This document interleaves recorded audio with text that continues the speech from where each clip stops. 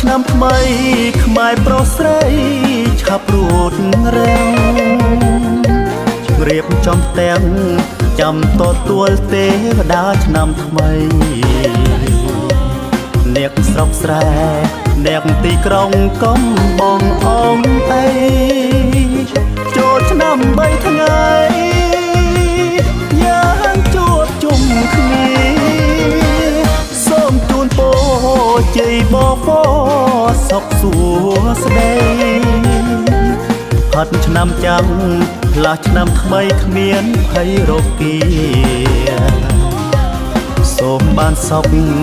ចាប់ផិតទុកក្របថនពោហៀសូមជោគជ័យដល់ជាតិខេមរាទោះឆ្ងាយចិត្តនៃសមុទ្រ